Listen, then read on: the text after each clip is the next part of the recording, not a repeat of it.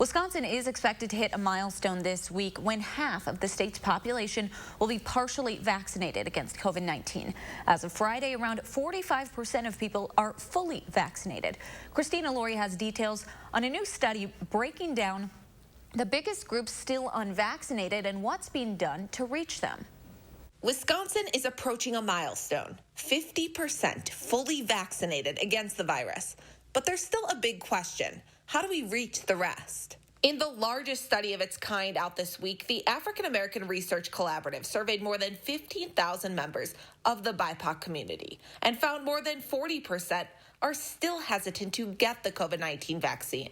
In Wisconsin, DHS data shows the vaccination rate for blacks is half that of whites. That begs the question of why. More than 70% say it's because they have trouble finding transportation or time off work. Nearly 1/3 say it's their history with discrimination that's made it hard to trust that vaccines are safe and effective. And the BIPOC community is not alone in their skepticism. Here in Madison, vaccination rates vary based on a number of factors like age, education level, and party affiliation.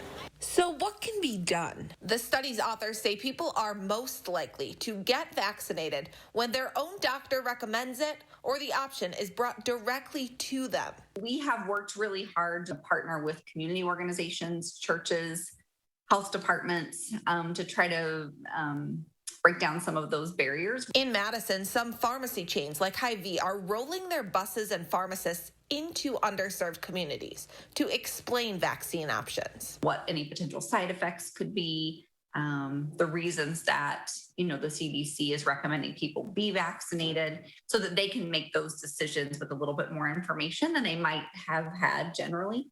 And the University of Wisconsin School of Pharmacy is a shining example of how effective it can be to bring vaccines to people. Since April, they've been hosting a series of pop-up clinics all around the city.